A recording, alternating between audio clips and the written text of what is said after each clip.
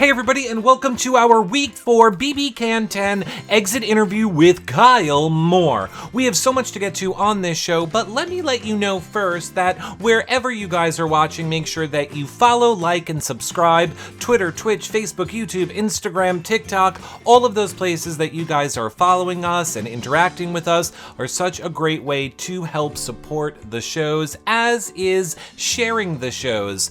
Put in your favorite Facebook group, tell a family member or a friend. Such great ways that you guys can help support the shows.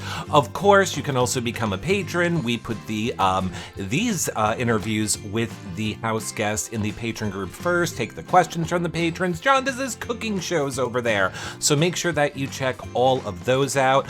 Of course, we are also live every single day over on YouNow talking Big Brother. We're live at night, every single night on Twitch, playing games with you guys, so make sure that you check all of that out. Of course, if you're looking for the past 10 years of our shows, you can find them over at yourrealityrecaps.com and dig through that archive of fun. But one last programming note before we get to Kyle is, if you guys are interested in being one of our amazing live feed updaters over at BB Live Updaters on Twitter, just shoot me a tweet over at Reality Recaps on Twitter. We're looking for a few more updaters for the morning. So let me know about that while we go over and say, hey Kyle, how are you doing?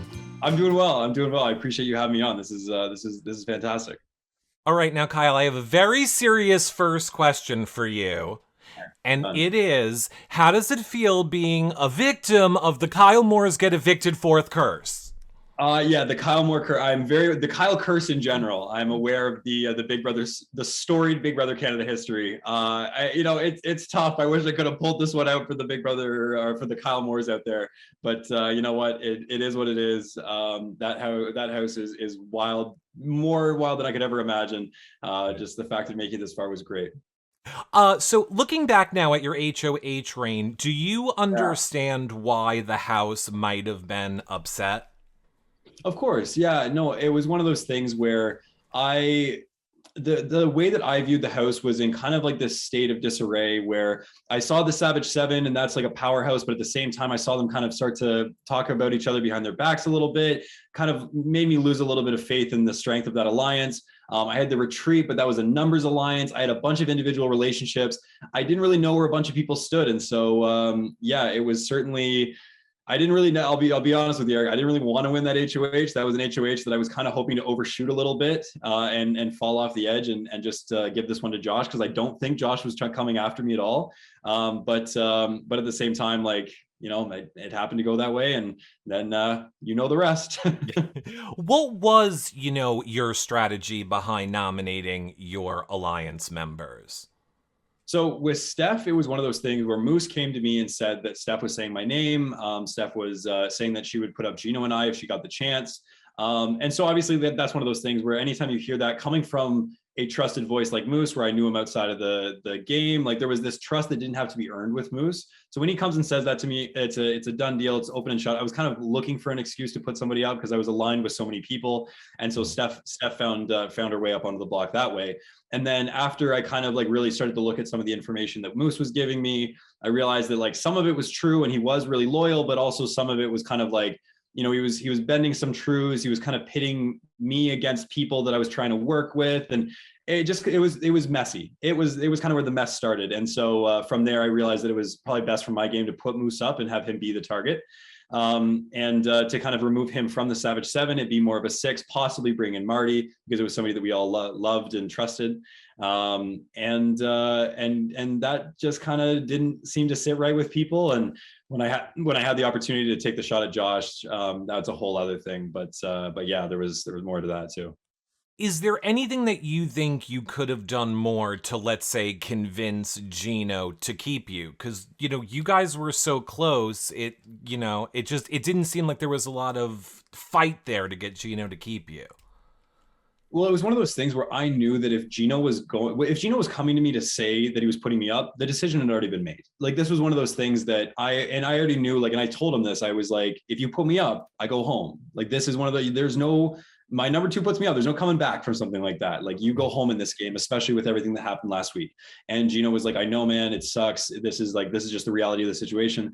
And I was like, okay, I understand. Because, there's really, even if Gino had have changed his tune, the numbers still wouldn't have been there to do it. So it was pretty cut and dry at that point. Is there any one specific thing that you wish you could change about your time in the house? Honestly, the entire time was like it was just such an experience. It was amazing. I would say in terms of all of it, it would just literally be not winning that week 3 HOH. I think if I hadn't have won that HOH, I'd still very much be in the house. I think that I would still have all of these relationships. I would have time to kind of figure out where the Savage 7 was, where the retreat was, all this kind of stuff. Focus on my final four with some of the guys. I would have just been in much better standings for sure. Literally just the one thing, it's such a funny thing. It's like the one thing that promises you safety in this game. I did that and it was my downfall. So. Well, now fans knew you from Twitter last year before you went into the house, and we know that you knew the game. Was any of that inspired? Was any of your game inspired by that? Did you think like, I need to make big moves or make fun feeds for, Twitter and stuff like that? There was definitely an element of like, I went in, I'm somebody who is a big believer that like, you got to shoot for the stars. Like if you're going to go do something, you got to be all in. So I talked about the fact that I wanted to be a legend of this game. I wanted to go play a big game. Obviously that makes me some pretty easy target for some clowning after an exit like I had. But at the same time, like, yeah, definitely there was this idea that I wanted to live up to the expectation that was built by myself and by Twitter and all of the other social media universes surrounding Big Brother about like the Kyle Moore, the person who the fans picked. Like I was this kid from nowhere who just got kind of almost this idea was created by the fans. It was cool, but it did come with its lofty expectations for sure. Who would you have targeted if you stayed? Marty. You would have.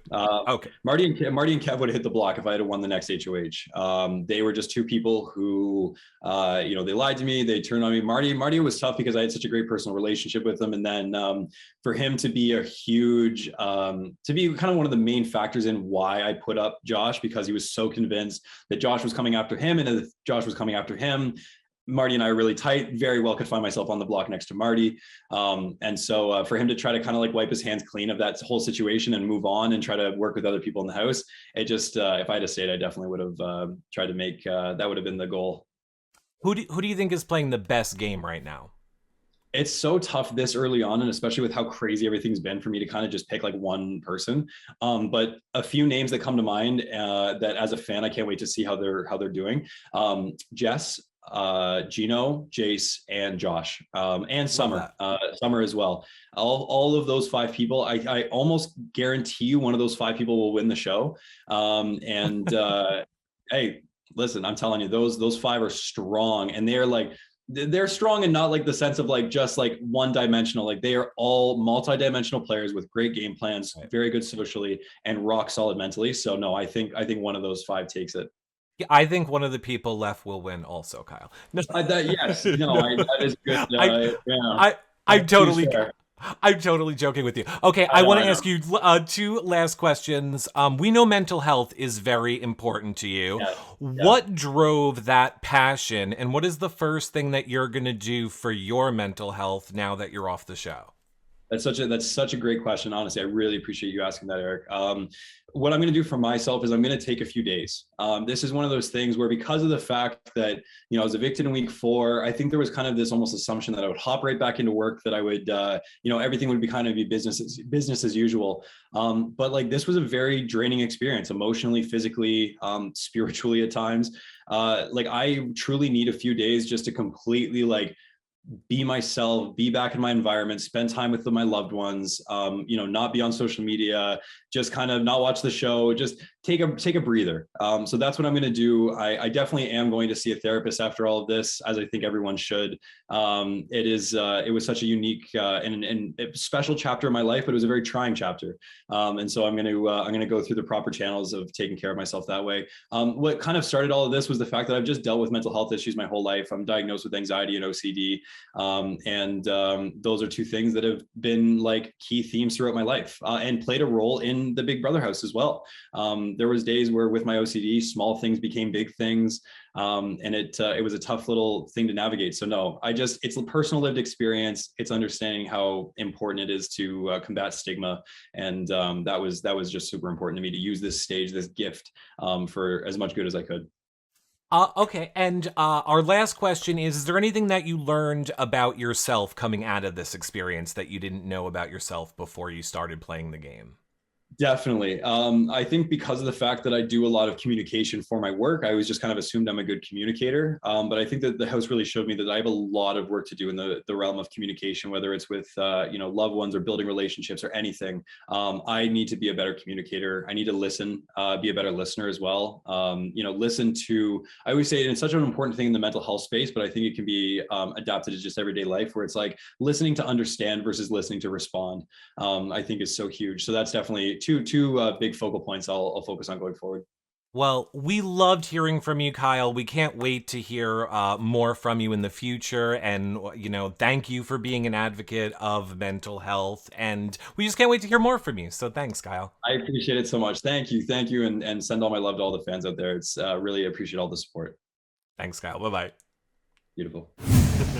Well, that about wraps up our show with Kyle. Again, don't forget, if you guys are interested in being a live feed updater, shoot me a tweet over on Twitter at Reality Recaps. We could use one or two more updaters for the morning hours, and make sure you check out our live feed updaters, bringing you all the info at Live Feed Updaters over on Twitter. Now, you also should be making sure that you're following us everywhere. Twitter, Twitch, Facebook, YouTube, Instagram, iTunes, all of your favorite spots. You guys following us there is a great way to help support the shows, as is sharing the show with your friends, your family, your favorite Facebook group. It keeps these shows going, as does becoming a patron. You get access to these interviews early, ask your questions. Of course, it's where we talk about the stuff that we can't talk about publicly.